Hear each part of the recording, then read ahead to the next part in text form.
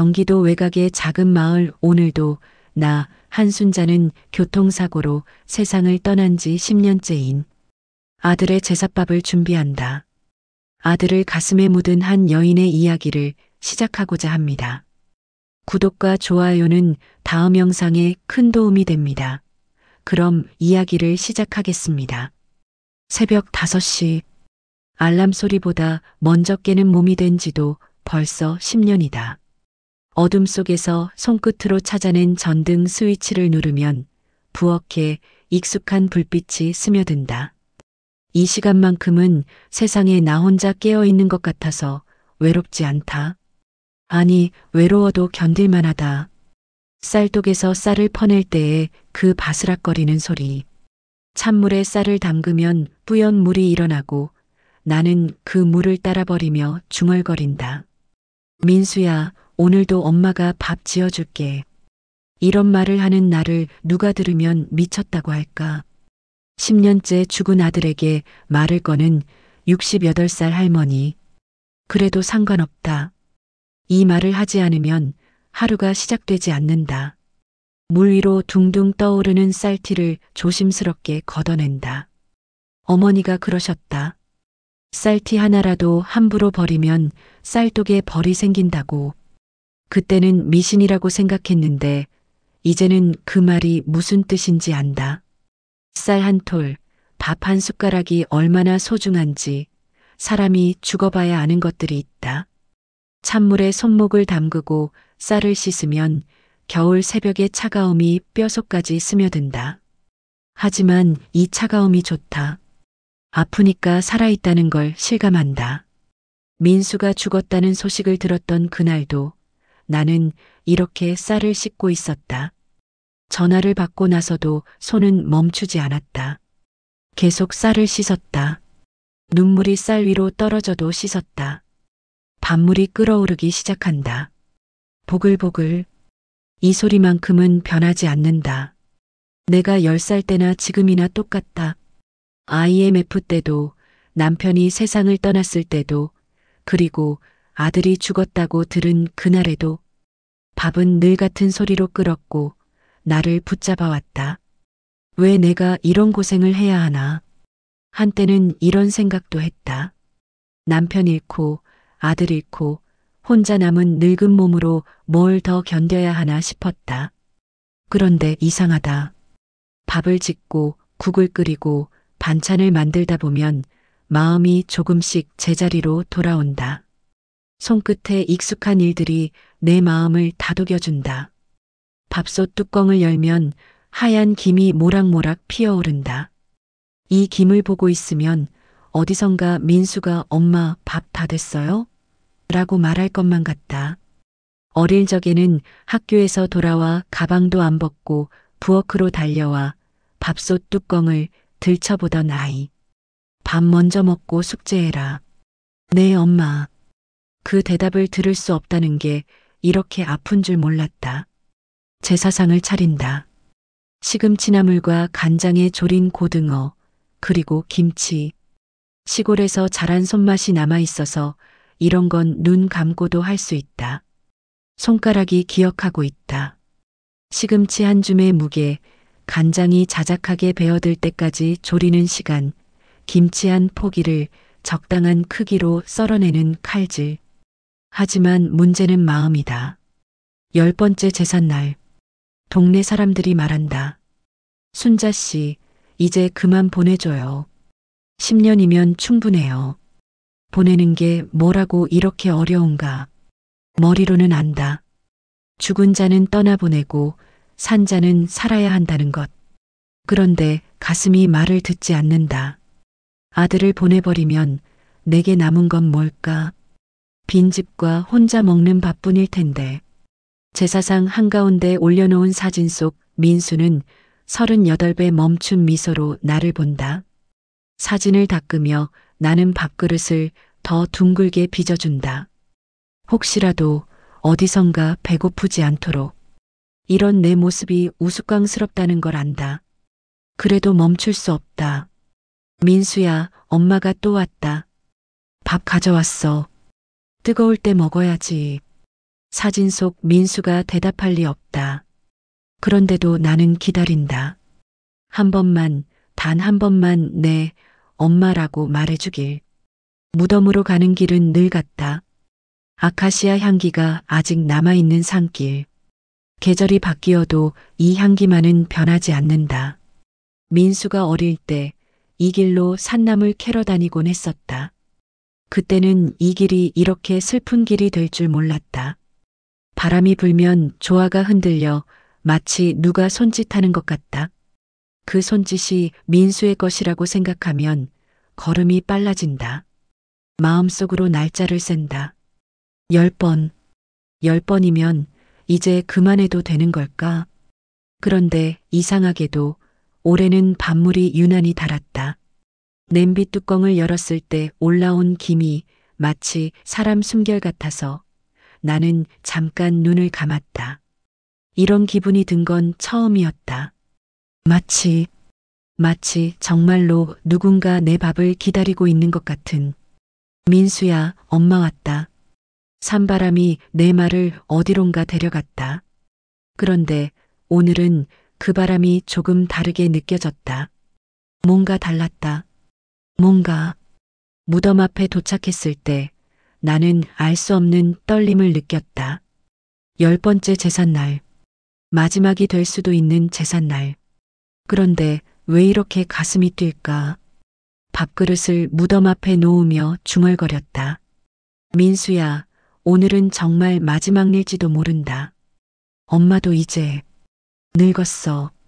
무덤 앞에 도착했을 때 내 숨소리가 유난히 거칠게 들렸다.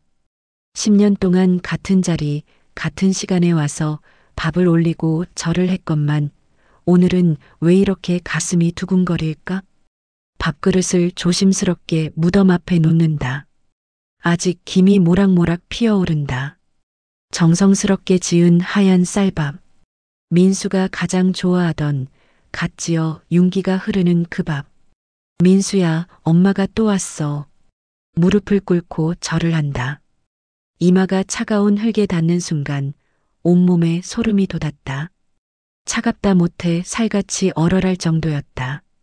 이 추위가, 이 차가움이 죽음이란 건가? 내 아들이 느꼈던 마지막 온도가 이런 건가? 잘 지내니, 민수야?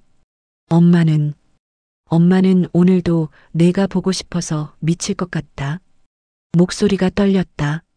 10년을 울고 또 울어서 더 이상 눈물이 없을 줄 알았는데 또 눈가가 뜨거워진다.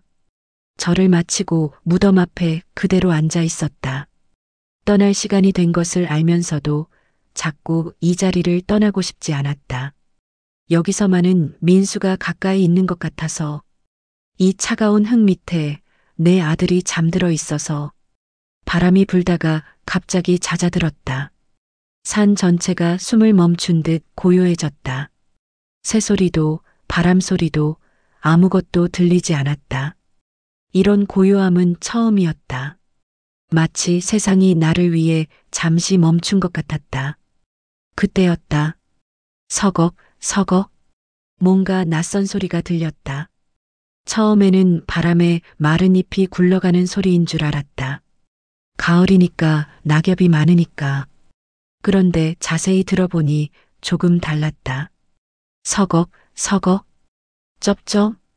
아니다. 이건 마른 잎을 밟는 소리가 아니다. 뭔가를 씹는 소리다. 내 등골에 쌓은 기운이 올라왔다. 이 산에 누가 있단 말인가. 이 시간에 이 외진 곳에. 혹시 도둑? 무덤을 파헤치려는 나쁜 놈들. 천천히 고개를 들었다. 심장이 목구멍까지 뛰어 올라와 숨쉬기가 힘들었다. 무덤 뒤편 잡목들이 우거진 그곳에서 소리가 들려왔다. 그리고 내 눈에 들어온 것은 사람 그림자였다. 웅크리고 앉아있는 분명히 사람의 실루엣. 순간 심장이 굳었다. 아니, 심장이 멈췄다. 숨도 멈췄다. 온 세상이 정지한 것 같았다. 누구지? 누가 저기 앉아 있는 거지? 처음에는 도둑 고양이인 줄 알았다. 가끔 이 산에 들고양이들이 와서 제사상의 음식을 훔쳐먹곤 했으니까. 그런데 자세히 보니 흙이 묻은 손등, 옷깃 사이로 드러난 여윈목, 떨리는 어깨, 기침을 참는 듯 움츠린 목줄기. 사람이었다. 그것도 뭔가 익숙한. 거기 누구요? 내 목소리가 갈라졌다. 공포와 놀라움이 섞여서 목소리가 제대로 나오지 않았다. 10년 동안 이 무덤에 다니면서 이런 일은 처음이었다. 그림자가 움찔했다. 내 목소리를 들은 것이다. 그리고는 아주 천천히, 정말 천천히 움직이기 시작했다. 나는 숨을 참고 그 모습을 지켜봤다. 무서웠다. 동시에 이상하게도 가슴 한구석이 뛰었다. 알 수 없는 예감 같은 것이 스며들었다. 그리고 마침내 한 남자가 모습을 드러냈다. 헝클어진 머리카락이 얼굴을 반쯤 가리고 있었다. 깊게 팬 광대뼈, 수염이 자란 턱, 피곤에 절어 충혈된 눈. 옷은 너덜너덜했고 온몸에 흙이 묻어 있었다. 그런데 그 남자의 손에는 내가 방금 무덤 앞에 올려둔 밥 한 숟갈이 들려 있었다. 그 하얀 쌀밥을, 내가 정성스럽게 지은 그 밥을 떨리는 손으로 입에 넣고 있었다. 내 밥을 먹고 있어? 그 순간 그 남자가 고개를 들어 나를 봤다. 그리고 아, 엄마. 그 한마디에 세상이 뒤집혔다. 천둥이 머리 위에서 터진 것 같았다. 온몸에 피가 거꾸로 솟는 것 같았다. 귀가 먹먹해졌다. 눈앞이 하얗게 번쩍였다. 아, 이 목소리를 나는 안다. 내 뱃속에서 10달을 키운 내 아이가 세상에 나와 처음으로 울음을 터뜨렸을 때부터 들어온 그 목소리. 감기에 걸려 칭얼대며 엄마 목이 아파요 하던 그 목소리. 20살에 서울로 대학 가면서 엄마 잘 다녀올게요 하며 헛기침하던 그 목소리. 10년 전 마지막 통화에서 엄마 사랑해요 라고 말하던 바로 그 목소리. 민수의 목소리였다. 안 돼. 이럴 수가. 나는 무릎에서 힘이 풀려 그대로 땅으로 꺼졌다. 손바닥이 차가운 흙을 움켜쥐었다. 이게 꿈인가 현실인가. 죽은 사람이 어떻게 살아서 여기 앉아 있을 수가 있나. 민수야, 너냐? 정말 너니?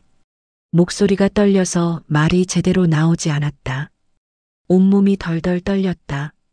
10년 동안 밤마다 꿈에서 봤던 그 얼굴이 지금 내 앞에 있었다. 야위고 상처 입었지만 분명 내 아들이었다. 그는 떨리는 입술로 다시 한번 말했다. 엄마, 미안해요. 정말 미안해요. 그리고는 내가 가져온 밥을 한 숟가락 더 입에 넣으며 눈물을 흘리기 시작했다. 내 아들이 살아 있었다. 10년 동안 죽었다고 믿고 살았던 내 아들이 지금 내 앞에서 밥을 먹고 있었다. 나는 그 자리에서 오열했다. 10년 동안 참았던 모든 눈물을, 모든 그리움을, 모든 절망을 쏟아내며 울었다. 민수야, 우리 민수야. 한참을 울고 나서야 정신이 들었다. 내 앞에 앉아있는 이 사람이 정말 내 아들 민수라는 것이, 꿈이 아니라는 것이.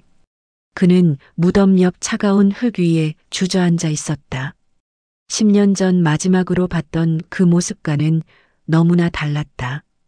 그때는 깔끔한 정장을 입고 머리도 단정히 빗어 넘겼는데 지금은 아이고 이게 뭐니. 가까이서 보니 더 참혹했다. 볼에 마른 상처가 여러 개 있었고 입술은 갈라져서 피가 마른 자국이 남아 있었다. 손등에는 검은 때가 박혀 있었고 손톱 밑에는 흙이 끼어 있었다. 이게 내가 키운 아들이란 말인가. 이렇게 초라한 모습으로 산에 숨어 살았단 말인가. 밥알이 그의 떨리는 손가락에 들러붙어 있었다. 그 모습을 보니 가슴이 찢어지는 것 같았다. 내 아들이 이렇게 굶주려 있었다니. 얘야. 나는 그의 손에서 밥그릇을 빼앗았다. 아니, 빼앗다는 말이 맞을까? 그냥 자연스럽게 내 손으로 넘어왔다. 10년 동안 밥 먹여주지 못했던 미안함이 손끝까지 전해졌다. 먹어라. 뜨거울 때 먹어야지. 숟가락으로 밥을 떠서 그의 입에 넣어주려 했다. 그런데 내 손이 떨렸다.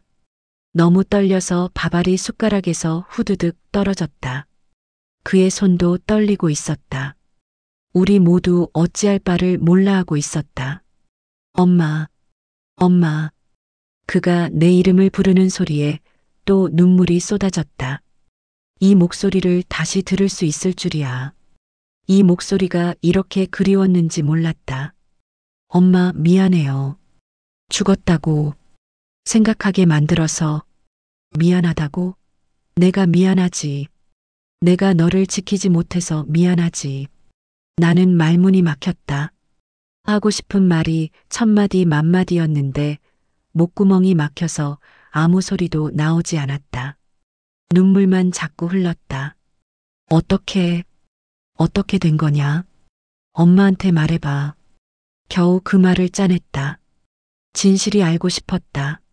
내 아들에게 도대체 무슨 일이 일어났던 건지, 누가 내 아들을 이렇게 만들었는지. 그는 깊은 한숨을 쉬더니 눈을 감았다 떴다. 그리고 낮고 떨리는 목소리로 말하기 시작했다. 그날 사고가 아니었어요. 사고가 아니었다고? 그럼 뭐란 말인가? 회사 사람들이 제가 알면 안 되는 걸 알아버렸거든요. 그래서 그 사람들이 저를 지우려 했어요. 지운다는 게 뭔 소리인가? 사람을 지운다는 게 내 머릿속이 하얗게 변했다. 드라마에서나 보던 일이 내 아들에게 일어났다는 것인가? 내가 그렇게 평범하다고 생각했던 내 아들의 삶에 그런 위험이 도사리고 있었다는 것인가? 나는 아들의 목을 자세히 봤다. 거기에 오래 묵은 새끼줄 같은 긴장감이 서려 있었다. 어깨는 잔뜩 웅크려 있고 눈빛은 끊임없이 주변을 경계하고 있었다. 아, 그래서 그랬구나.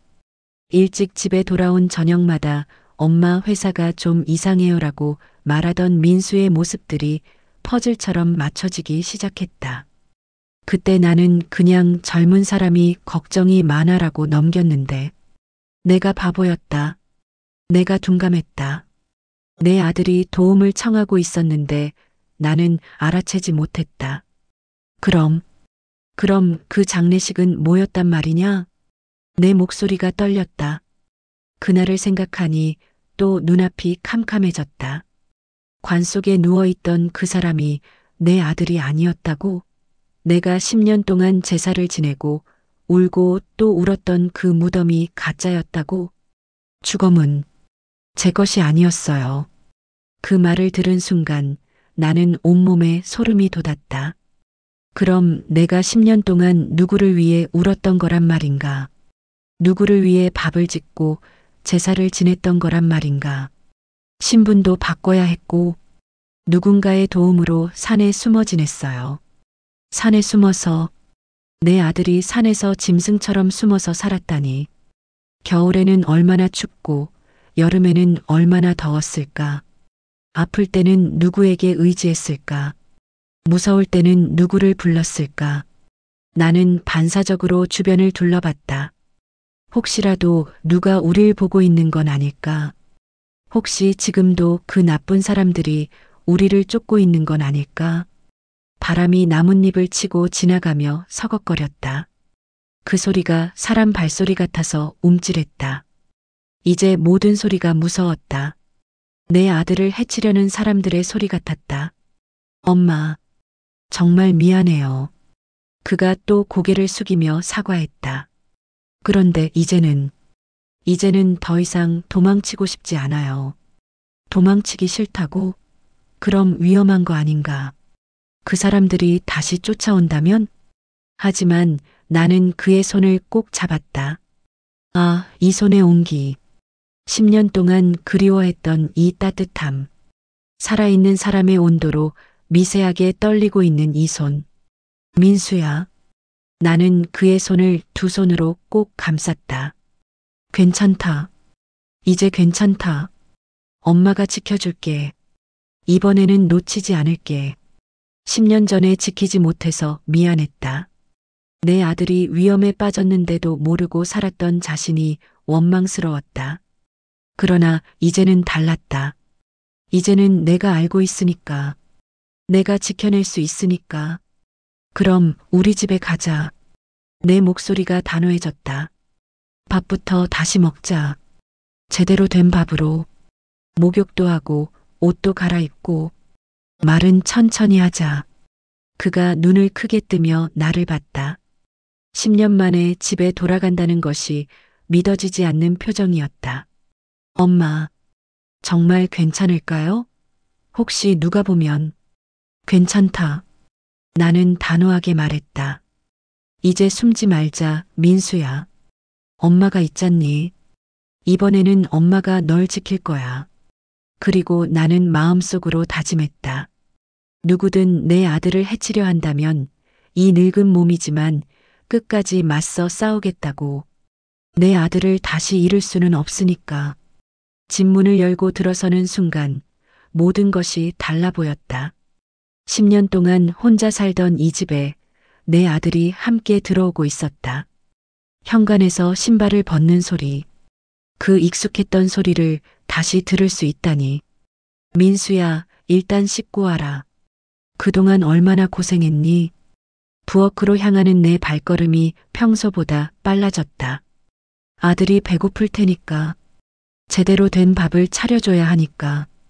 그런데 주방에 들어서니 벽에 걸린 시계가 유난히 커 보였다. 오후 3시. 이 시간에 내 아들과 함께 밥을 먹게 될 줄이야. 10년 동안 혼자서만 째깍거리던 이 시계가 오늘은 왜 이렇게 큰 소리로 시간을 알리는 것 같을까? 냉장고를 열어 아침에 끓여둔 미역국을 꺼냈다. 가스레인지에 올리고 불을 켜니 파란 불꽃이 올라왔다. 이 불꽃도 오늘은 다르게 보였다. 더 따뜻하고 더 밝게 느껴졌다. 김치 냉장고에서 김치를 꺼내며 생각했다. 서연이가 담가준 이 김치. 민수가 먹으면 어떻게 생각할까? 며느리가 담근 김치였다. 10년 전 민수가 죽었다고 소식을 들은 후에도 서연이는 계속 김치를 담가서 가져다 줬다. 어머니 혼자서는 힘드시잖아요 라며. 그때마다 나는 고마웠지만 동시에 미안했다. 젊은 나이에 남편도 잃고 아이까지 혼자 키우면서도 시어머니 걱정까지 하는 그 마음이. 국물이 끓기 시작했다. 보글보글. 이 소리를 들으며 나는 상을 차렸다.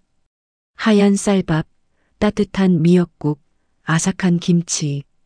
평범한 한 끼 식사였지만 오늘만큼은 세상 어떤 진수성찬보다 소중했다. 민수야, 밥 먹자. 내 목소리가 떨렸다. 10년 만에 하는 이 말이. 그가 부엌으로 들어왔다. 씻고 나니 조금 나아 보였지만 여전히 너무 말랐다. 광대뼈가 툭 튀어나와 있고 눈은 깊숙이 들어가 있었다. 10년이 이 아이에게 무엇을 했는지 한눈에 알 수 있었다. 식탁 앞에 앉은 그는 숟가락을 들고도 한동안 움직이지 못했다. 숟가락을 쥔 손이 떨리고 있었다. 괜찮다, 천천히 먹어라. 나는 그의 앞에 앉으며 말했다. 그러다 그가 조심스럽게 입을 열었다. 엄마, 혹시 서연이는? 서연이, 우리 며느리, 내 아들의 아내. 나는 며느리 얼굴을 떠올렸다. 10년 전 장례식장에서 까맣게 탄 눈으로 관을 바라보던 그 모습, 그 후로도 계속 나를 챙겨주던 그 따뜻한 마음. 혼자서 아이를 키우면서도 한숨 한 번 큰 소리로 쉬지 않던 그 강한 아이. 살아냈지. 아주 악착같이. 내 목소리에 미안함이 섞였다. 그 아이한테 얼마나 미안한지. 살아있는 남편을 죽었다고 믿고 10년을 보낸 그 아이한테. 아이도, 우리 손자도 잘 키웠어. 이제 11살이야. 너를 많이 닮았더라. 민수의 눈에 눈물이 맺혔다. 그 애가 아빠를 기억할까요? 기억하고 말고. 사진을 보며 자꾸 물어봤어. 아빠는 언제 와? 라고. 서연이가 그때마다 하늘에서 지켜보고 계신다고 달래더라. 민수가 수저를 놓고 고개를 숙였다. 어깨가 떨렸다. 미안해요. 정말 미안해요. 됐다. 이제 됐어.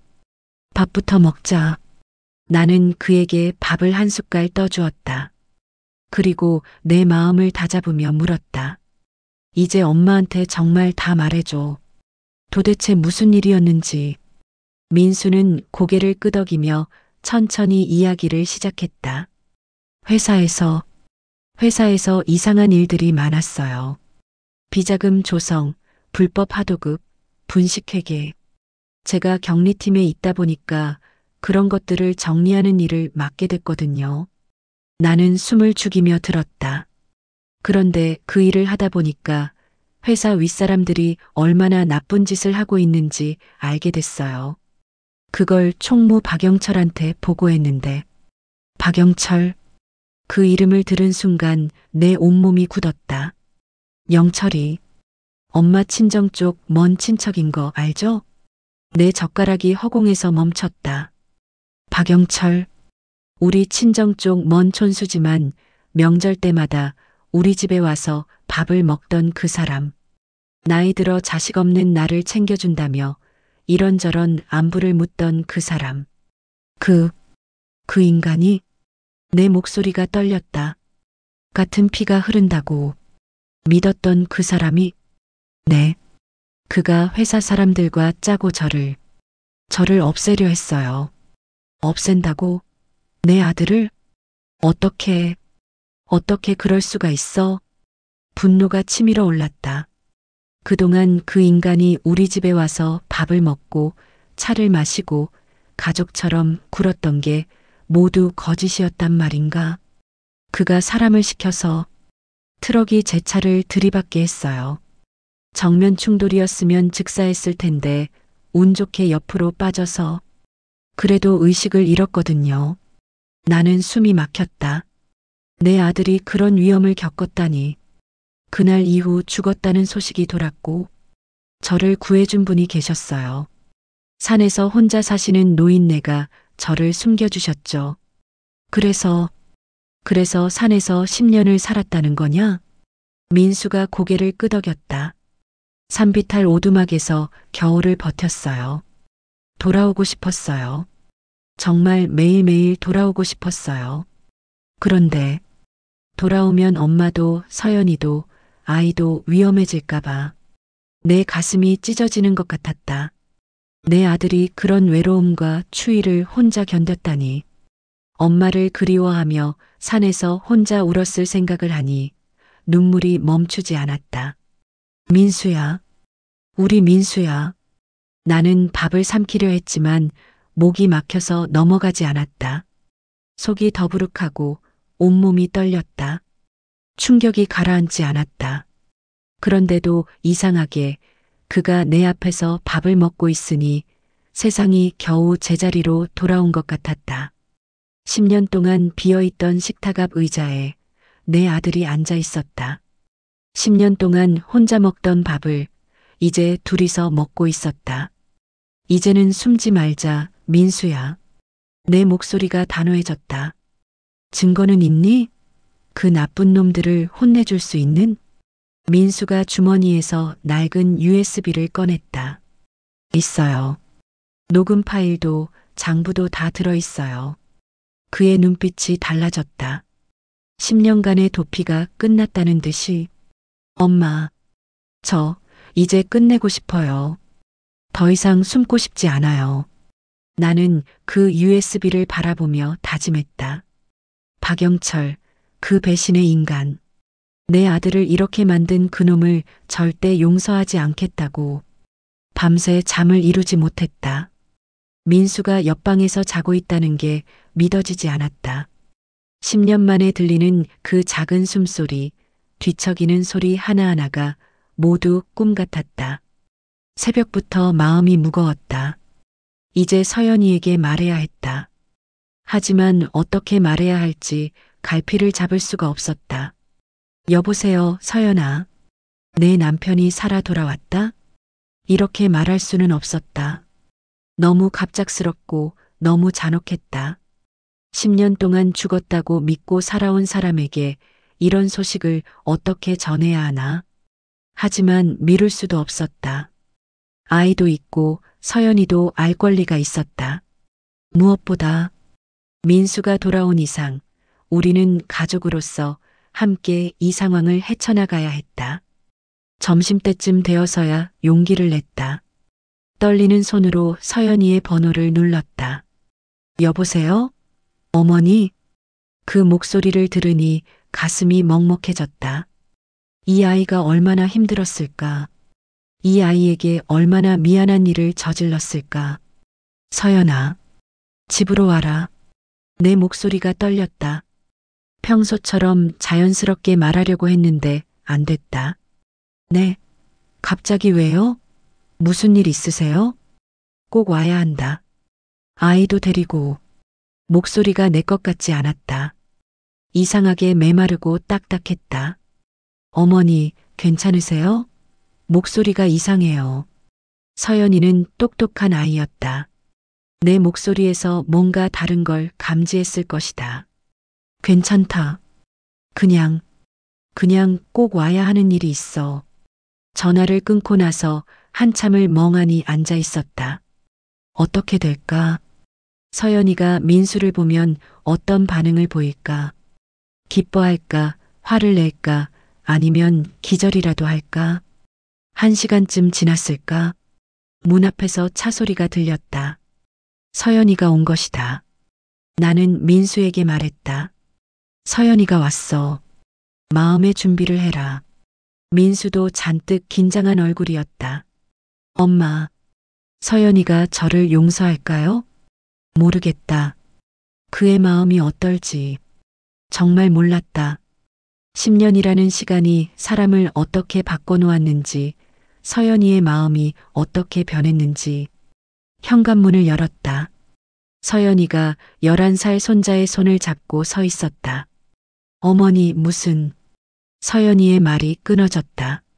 내 표정을 보고 뭔가 심상치 않다는 걸 느낀 것 같았다. 들어와. 나는 그들을 거실로 안내했다. 손자는 할머니를 보자 환하게 웃었다. 할머니. 그 맑은 목소리에 잠깐 마음이 따뜻해졌지만 곧 긴장이 다시 밀려왔다. 서연아, 앉아. 어머니, 도대체 무슨 일이에요? 이상해요. 그때 민수가 안방에서 나와 거실 가운데 서 있었다. 서연이의 얼굴이 새하얗게 질렸다. 아니다. 하얗게 질린다는 말로는 부족했다. 혈색이 완전히 사라져서 마치 죽은 사람처럼 보였다. 입술도 파래졌고 눈동자가 크게 흔들렸다. 누구세요? 떨리는 목소리였다. 서연이는 뒤로 물러서며 아이를 자신의 뒤로 감쌌다. 장난치지 마세요. 이게 무슨... 서연아. 민수가 한 걸음 다가섰다. 나야. 민수야. 그 순간 서연이의 눈이 번쩍이며 타올랐다. 뭐라고요? 차가운 목소리였다. 분노가 서린 목소리였다. 당신이 민수라고요? 서연이의 몸이 떨리기 시작했다. 분노로 온몸이 떨리고 있었다. 10년 동안 내가 어떻게 살았는지 알아요? 목소리가 점점 커졌다. 당신 장례식 준비하면서 당신 서랍을 하나하나 비우고 당신 옷을 정리하고 당신 보험금으로 빚을 갚고. 서연이의 목소리가 갈라졌다. 혼자서 대출이자 감당하려고 밤낮으로 일하고 애가 아빠는 언제 와? 하고 물을 때마다 가슴이 찢어지도록 아프면서도 웃으며 달래고 나는 가슴이 찢어지는 것 같았다. 이 아이가 그런 고생을 했구나. 혼자서 이 모든 걸 견뎠구나. 밤마다 애가 아빠하고 부르며 올 때마다 나도 화장실에 가서 소리 안 나게 울고 그렇게 10년을 살았어요. 서연이의 울음이 터져 나왔다. 하지만 그것은 슬픔의 눈물이 아니었다. 분노의 눈물이었다. 근데 이제 와서 나야라고요? 미안하다면 끝나는 거예요? 나는 서둘러 두 사람 사이로 들어갔다. 얘야, 진정해라. 말은 천천히 하자. 천천히요? 서연이가 나를 보며 소리쳤다. 어머니, 저는 이미 10년을 천천히 죽어갔어요. 하루하루가 지옥이었어요. 그 외침에 손자가 무서워서 울기 시작했다. 엄마, 왜 울어? 아이의 목소리가 떨렸다. 그리고 민수를 보며 물었다. 아저씨는 누구예요? 아빠라는 말이 공중에서 무겁게 흔들렸다. 아이는 아직 아빠라는 말을 하지 못했다. 10년 전에 아빠를 잃었을 때는 너무 어려서 기억도 없었으니까. 민수가 그 모습을 보며 꼿꼿하던 어깨를 꺾어 바닥에 무릎을 꿇었다. 미안하다, 서연아. 정말 미안하다. 그는 바닥에 이마를 대고 절을 했다. 다 설명할게. 내가 왜 그래야만 했는지, 왜 돌아올 수 없었는지 다 말할게. 서연이는 여전히 아이를 꼭 안은 채로 민수를 내려다봤다. 설명으로 10년이 돌아와요? 내가 흘린 눈물이 돌아와요? 이 애가 아빠 없이 자란 시간이 돌아와요? 나는 눈물을 참을 수 없었다. 이 아이가 얼마나 원망스러웠을까? 얼마나 외로웠을까? 그런 마음을 혼자 사귀며 살았을 생각을 하니 가슴이 터질 것 같았다. 서연아. 나는 며느리의 손을 잡으려 했다. 하지만 서연이는 뒤로 물러섰다. 어머니도 알고 계셨어요? 이 사람이 살아있다는 걸? 아니야, 나도 어제 처음. 그럼 어제부터 알고 계셨는데 왜 바로 말 안 하셨어요? 하루 더 속이셨어요? 나는 할 말이 없었다.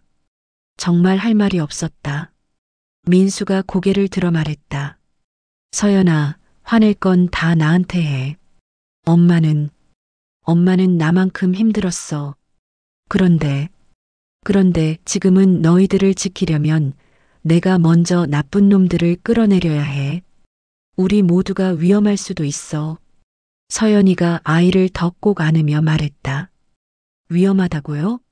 그럼 또 도망가실 건가요? 또 10년 동안? 아니야. 이번에는 끝장을 낼 거야. 다신 도망가지 않을 거야. 나는 그때 깨달았다. 돌아온 사람을 받아들이는 일은 기쁜 일만으로는 이루어지지 않는다는 것을. 기쁨도 있고, 분노도 있고, 원망도 있고, 미안함도 있다. 모든 감정이 뒤엉켜서 마음을 찢어놓는다. 기쁨과 분노는 같은 그릇에 담기지 않았다. 그 둘은 서로 부딪히면서 더 큰 아픔을 만들어냈다. 이제 우리 가족은 어떻게 될까? 이 상처들을 어떻게 치유해야 할까? 나는 손자를 바라보며 생각했다. 이 아이만은 다치지 않게 해야 한다고. 서연이가 아이를 데리고 떠난 후 집안은 무덤처럼 고요해졌다. 며칠 동안 우리 집은 숨소리도 아팠다. 아니, 정확히는 숨을 쉬는 것조차 조심스러웠다. 민수는 죄인처럼 조용히 지내려 애썼고 나는 어떻게 해야 할지 몰라서 그저 평소처럼 밥을 짓고 빨래를 하고 청소를 했다. 하지만 평소와는 달랐다. 모든 것이 어색하고 무거웠다. 전화벨이 울렸다. 나는 전화를 받지 않았다. 또 울렸다. 받지 않았다. 동네 사람들이었을 것이다. 벌써 소문이 퍼진 모양이었다. 이틀째 되던 날 옆집 김순덕이 찾아왔다. 순자야, 문 좀 열어라. 나야 순덕이. 나는 문 앞에 서서도 문을 열지 않았다. 순자야, 그 집에 정말 민수가 돌아온 거야? 사람들이 다 그러는데. 동네 사람들의 호기심은 칼날처럼 예리했다. 그들은 진심으로 걱정해 주는 게 아니었다. 그저 신기하고 흥미로운 구경거리였을 뿐이었다. 나는 대답 대신 문을 닫았다. 며칠 더 지나니 아예 나오지도 않았다. 장 보러 가는 것도, 동네를 산책하는 것도 모두 멈췄다. 사람들의 시선이 무서웠다. 저 집 아들 정말 살아 돌아왔대. 10년 동안 어디 있었을까? 뭔가 수상해. 보통 일이 아닌 것 같은데. 귀에 들리지 않아도 그들이 무슨 말을 하는지 뻔했다. 밤이 되면 민수는 거실 탁자에 앉아서 USB 속 파일들을 정리했다. 나는 그 옆에서 김을 구웠다. 가스레인지 위에서 김이 바스락바스락 익어가는 소리가 유일한 위안이었다. 그 익어가는 소리 사이로 노트북에서 녹음된 목소리가 흘러나왔다. 그 새끼 숨 쉬면 우리가 숨 못 쉰다. 알아서 처리해. 박영철의 목소리였다. 그 순간 나는 잠시 호흡을 멈췄다. 김을 뒤집던 집게가 손에서 떨어질 뻔했다. 이 목소리. 10년 동안 명절마다 우리 집에 와서 순자 이모, 안녕하세요라고 인사하던 그 목소리. 내가 끓여준 국밥을 먹으며 역시 이모가 끓인 국밥이 최고예요라고 칭찬하던 그 목소리. 같은 피라고 생각하며 가족처럼 대해주던 그 사람의 진짜 모습이었다. 입안이 씁쓸해졌다. 아니, 씁쓸하다는 말로는 부족했다. 역겨웠다. 토가 나올 것 같았다. 엄마, 괜찮으세요? 민수가 걱정스럽게 나를 보았다. 괜찮다. 계속해라. 하지만 괜찮지 않았다. 온몸이 떨렸다. 분노로, 배신감으로, 허탈감으로. 사고로 처리해. 깔끔하게. 알겠습니다. 트럭 기사는 이미 준비됐고요. 잘해라. 이번 일로 우리 모두 편해지는 거다. 내 아들을 죽이려고 모의하는 목소리들이 계속 흘러나왔다. 마치 벌레를 죽이는 것처럼 아무렇지 않게 말하고 있었다. 나는 김을 뒤집으며 눈물을 참았다. 이런 악마 같은 인간들이 내 아들을 해치려 했다니. 엄마, 이걸 경찰에 신고하고 언론에도 흘릴 거예요. 민수가 말했다. 근데 서연이와 애는 어떻게 하죠? 혹시 위험하지 않을까요? 나는 김을 접시에 담으며 말했다. 내가 싸우는 동안 애는 내가 지킨다. 내 목소리가 스스로 놀랄 만큼 단단했다. 언제부터 이렇게 강해졌을까? 아니, 강해진 게 아니라 각오가 선 것이었다. 내 가족을 지키겠다는. 하지만 엄마. 됐다.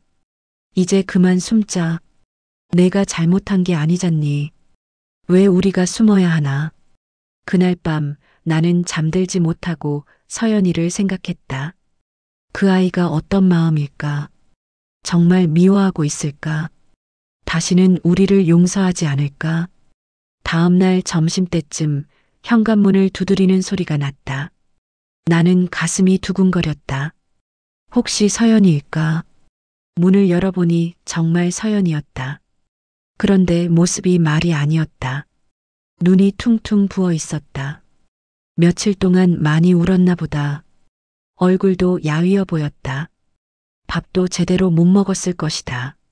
어머니, 그 목소리에 눈물부터 났다. 들어와라, 얘야. 서연이는 조용히 거실로 들어왔다.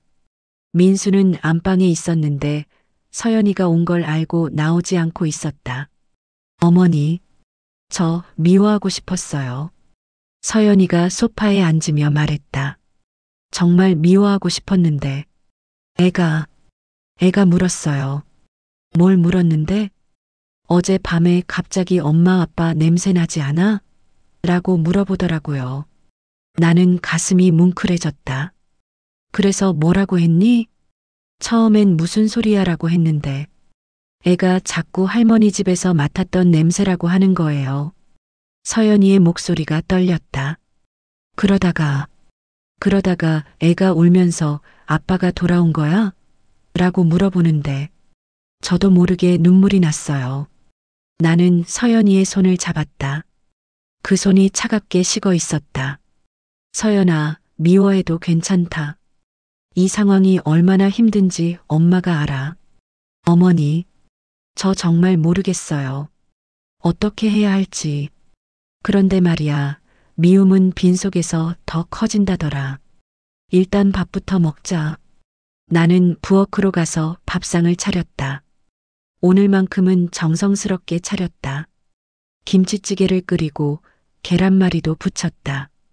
민수야, 밥 먹자. 민수가 조심스럽게 거실로 나왔다.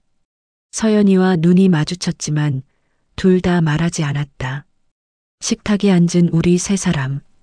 10년 만에 차린 가족 밥상이었다.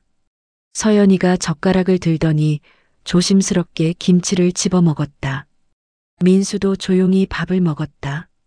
그 모습을 보며 나는 밥그릇을 놓는 내 손이 아주 조금 덜 떨리는 걸 느꼈다. 완전히 회복된 건 아니었다. 아직도 많은 것들이 불안하고 아팠다. 하지만 이렇게 세 사람이 함께 밥을 먹고 있다는 것만으로도 희망이 보였다. 서연아, 식사를 마친 후 나는 며느리에게 말했다. 시간이 필요하면 천천히 가자. 우리에게는 시간이 있으니까. 서연이가 고개를 끄덕였다. 아직 말은 없었지만 그 고개 끄덕임 속에 용서의 가능성이 보였다. 그날 밤 나는 오랜만에 편히 잠들 수 있었다. 우리 가족이 다시 하나가 될 수 있을 것 같은 희망 때문이었다. 경찰서로 가는 길에서 내 손은 계속 떨렸다. 가방 안에 든 USB가 뜨거운 돌덩이처럼 느껴졌다. 이것 하나로 모든 게 바뀔 수 있을까? 정말로 정의가 이길 수 있을까? 민수는 택시 안에서 계속 창밖을 보고 있었다. 10년 만에 세상 밖으로 나온 것이다. 사람들 사이로, 차들 사이로. 그의 어깨가 잔뜩 움츠러져 있었다. 괜찮다, 민수야. 나는 그의 손을 꼭 잡았다. 이제 끝이야. 더 이상 숨지 않아도 돼. 경찰서 문을 열고 들어서는 순간 나는 온몸이 긴장되는 걸 느꼈다. 10년 전에도 이곳에 왔었다. 민수가 사고로 죽었다는 신고를 받았을 때, 그때는 울면서 들어왔는데 오늘은 분노를 품고 들어왔다. 담당 형사는 젊어 보였다. 우리가 USB를 내밀자 별다른 의심 없이 받았다. 일단 내용을 확인해 보겠습니다. 며칠 정도 시간이 걸릴 것 같은데요. 형사님, 민수가 입을 열었다. 이 사건은 제가 10년 전에 죽었다고 알려진 그 사건과 관련이 있습니다. 형사의 표정이 진지해졌다. 10년 전이요? 네. 저는 박민수입니다. 10년 전에 교통사고로 죽은 것으로 처리된. 형사가 컴퓨터를 뒤적이더니 놀란 표정을 지었다. 아, 이 사건이군요. 그런데 어떻게... 사고가 아니었습니다. 살인미수였어요. 그 순간부터 분위기가 완전히 달라졌다. 다른 형사들도 몰려왔고 우리는 별도의 조사실로 안내됐다. USB 내용을 확인하는 데는 1시간도 걸리지 않았다. 형사들의 표정이 점점 굳어져 갔다. 이건 단순한 횡령이 아니네요. 살인미수의 증거인멸에 증거는 충분합니다. 바로 체포영장을 신청하겠습니다. 나는 안도의 한숨을 쉬었다. 드디어 진실이 밝혀지는 것이다. 하지만 문제는 그 다음이었다. 집에 돌아오자마자 이상한 일들이 시작됐다. 밤늦게 우리 집 근처를 서성이는 검은 승용차가 보였다. 그 차는 우리가 커튼을 치면 사라졌다가 다시 나타났다. 이틀째 되던 밤 초인종이 울렸다. 밤 11시였다.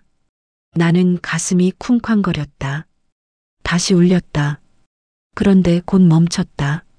문 밖을 내다보니 아무도 없었다. 엄마, 저 사람들이 움직이고 있어요. 민수가 창밖을 보며 말했다. 우리가 신고한 걸 알고 있는 것 같아요. 나는 무서웠다. 정말로 무서웠다. 하지만 동시에 화가 났다. 이제 와서 우리를 협박하다니. 얼마나 더 우리를 괴롭히려는 것인가. 사흘째 되던 날 마침내 그 사람이 나타났다. 오후 2시쯤 현관문을 두드리는 소리가 났다. 똑똑똑. 정중한 노크 소리였다. 누구세요? 순자 이모, 저예요. 영철이. 박영철이었다. 나는 온몸에 소름이 돋았다. 이 상황에서 대놓고 우리 집에 오다니. 얼마나 뻔뻔한 인간인가. 문 열어주세요. 할 얘기가 있어요. 민수가 내 옆으로 와서 고개를 저었다. 열지 말라는 뜻이었다. 하지만 나는 문을 열었다. 이제는 도망칠 일이 없었다. 숨을 일도 없었다. 문을 열자 박영철이 서 있었다. 10년 전에 봤던 것보다 많이 늙어 보였지만 여전히 그 교활한 눈빛은 그대로였다. 안녕하세요, 순자 이모. 마치 평소처럼 인사를 했다. 아무 일도 없었던 것처럼. 들어와. 나는 그를 거실로 안내했다. 민수는 부엌에서 우리를 지켜보고 있었다. 이모, 제가 왜 왔는지 아시죠? 박영철이 소파에 앉으며 말했다. 모르겠다.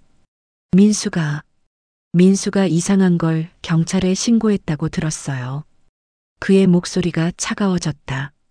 그런데 이모, 그거 잘못된 선택인 것 같은데요. 왜? 민수는 죽은 걸로 사는 게 맞아요. 모두가 편해요. 그 순간 내 안에서 뭔가가 툭 끊어지는 소리를 들었다. 오랫동안 나를 붙잡고 있던 순종의 끈이, 참음의 끈이 끊어진 것이다.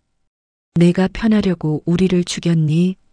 내 목소리가 나 자신도 놀랄 만큼 단단했다. 뭐라고 하셨어요? 내가 편하게 살려고 내 아들을 죽이려 했다고 말이야.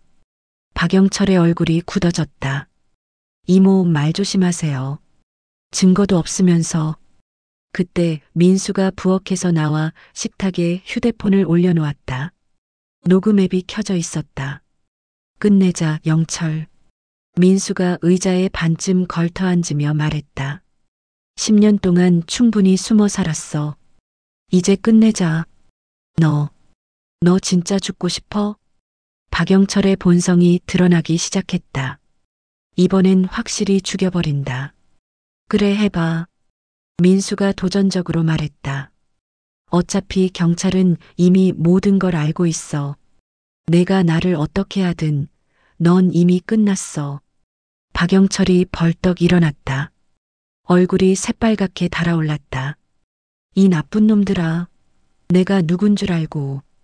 욕설이 튀어나오는 순간 현관문이 열렸다. 경찰입니다. 형사들이 우르르 들어왔다. 미리 대기하고 있었던 것이다.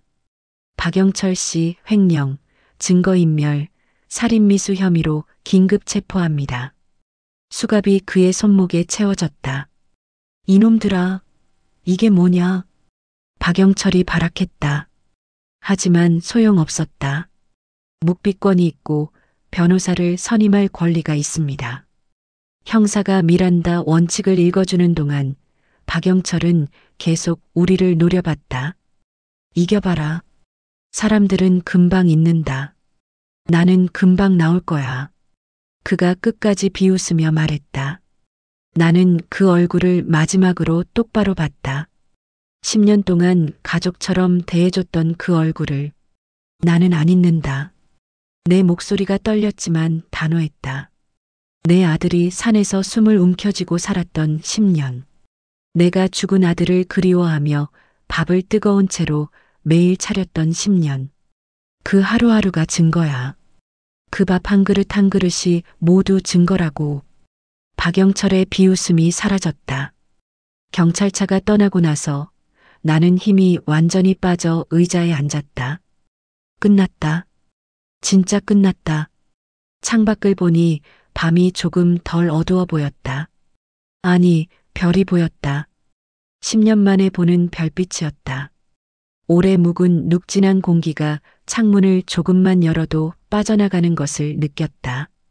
우리 집을, 우리 마음을 짓누르고 있던 모든 것들이 함께 사라지는 것 같았다. 엄마 고마워요. 민수가 내 어깨에 손을 올렸다. 뭐가 고마우니? 당연한 일을 했을 뿐이야. 그날 밤 나는 정말 오랜만에 편히 잠들었다. 10년간의 악몽이 끝났다는 안도감 때문이었다. 한 달이 지났다. 사건이 뉴스에 나간 후 동네는 조용해졌다. 처음 며칠간은 기자들이 찾아와 인터뷰를 요청했지만 나는 모두 거절했다. 우리의 이야기를 구경거리로 만들고 싶지 않았다. 박영철은 구속됐다. 법은 느리지만 움직이고 있었다. 변호사는 최소 7년은 받을 것 같다고 했다. 그걸 듣고도 나는 별다른 감정이 일지 않았다. 분노도 속 시원함도 없었다. 그저 끝났다는 안도감만 있을 뿐이었다.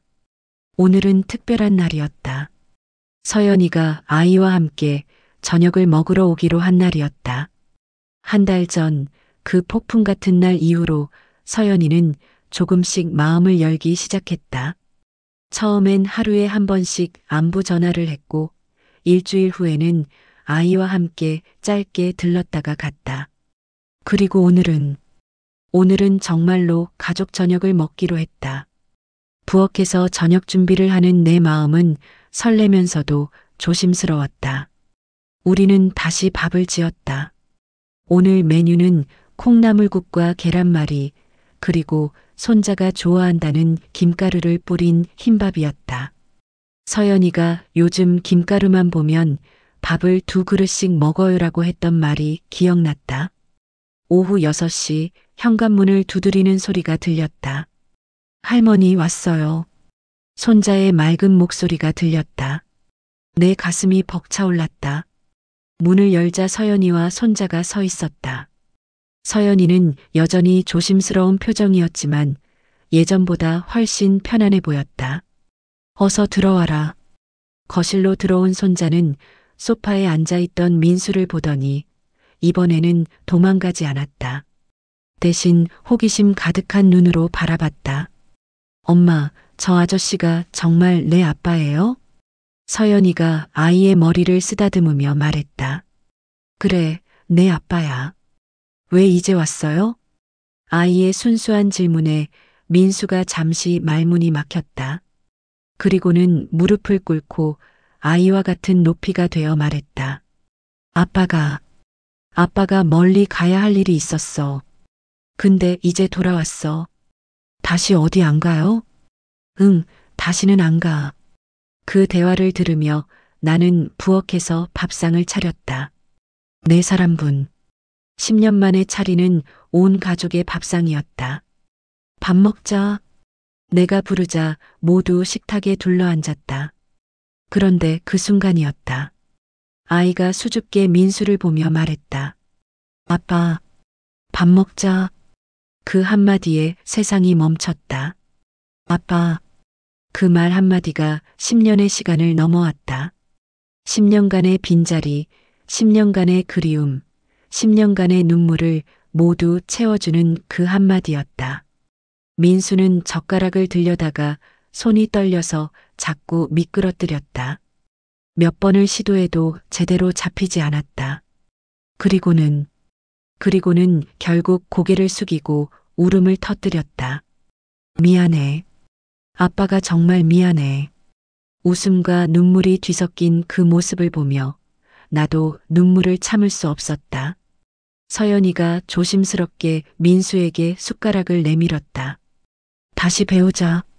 새 식구. 아니, 내 식구가 밥 먹는 법. 그 말에 내 가슴이 뭉클해졌다. 이 아이가 얼마나 큰 용서를 하고 있는지, 얼마나 큰 사랑을 보여주고 있는지. 나는 그들을 바라보며 말없이 밥을 한 숟갈 떴다. 하얀 쌀알 하나가 창문으로 들어오는 햇빛을 받아보석처럼 반짝였다. 살다 보면 밥은 식고 사람 마음도 식는다. 그러나 밥은 다시 데우면 뜨거워지고 마음도 다시 끓일 수 있다. 이 생각이 들자 눈물이 또 났다. 정말 그랬다. 차가워졌던 마음도 상처받았던 마음도 시간과 사랑이 있으면 다시 따뜻해질 수 있었다. 식사 중에 손자가 물었다. 아빠 어디서 살았어요? 산에서 살았어. 산에서요? 무서웠어요? 조금. 하지만 아빠는 너희들을 지키려고 그래야만 했어. 이제는 우리 집에서 살아요? 민수가 서연이를 조심스럽게 봤다.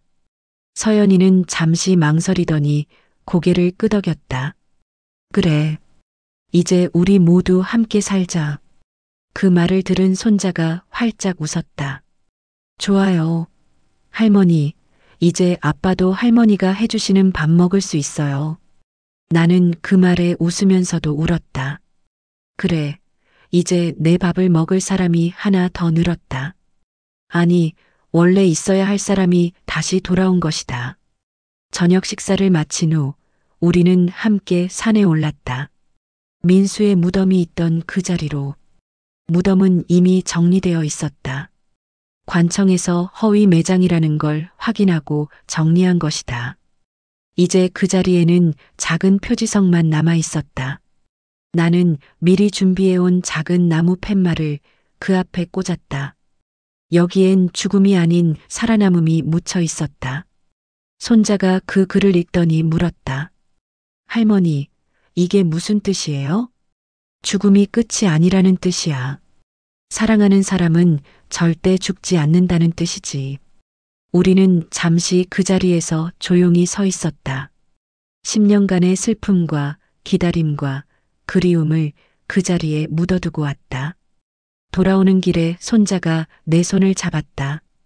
할머니, 내년 제삿날에도 여기 와요? 나는 웃었다. 내년에는 제삿밥 말고 김밥 싸서 오자. 살아있는 사람들끼리 먹을 밥으로. 김밥이요? 좋아요. 손자가 깡충깡충 뛰며 기뻐했다. 바람이 불었다. 10년 전 그 차가운 바람과는 달랐다. 이번엔 따뜻하고 부드러운 바람이었다. 봄바람이었다. 집으로 돌아오는 길 민수가 내 팔짱을 끼고 걸었다. 아들의 걸음이 내 옆에 있다는 것. 이것보다 더 큰 행복이 있을까? 10년 동안 꺼지지 않고 매일 피어오르던 밥 짓는 냄새처럼 우리는 다시 살아있는 집이 되었다. 그날 밤 잠자리에 들기 전에 나는 부엌에서 내일 아침에 먹을 밥을 미리 불려두었다. 이제는 내 식구분이었다. 쌀을 씻으며 나는 중얼거렸다. 내일도 밥 지어줄게. 우리 가족들. 그리고 나는 확신했다. 이 이야기는 슬픔으로 시작했지만 끝은 늘 밥 한 그릇의 온기로 남을 것이라고. 사랑하는 사람들과 함께 나누는 따뜻한 밥 한 그릇. 그것이야말로 세상에서 가장 소중한 것이라고. 나는 내일 아침에 온 가족이 둘러앉아 밥을 먹을 생각에 설레며 잠들었다. 10년 만에 완전한 우리 가족의 첫 아침을 맞이할 생각에 말이다. 끝까지 들어주셔 감사합니다. 구독과 좋아요는 다음 영상에 큰 힘이 됩니다. 복 많이 받으세요.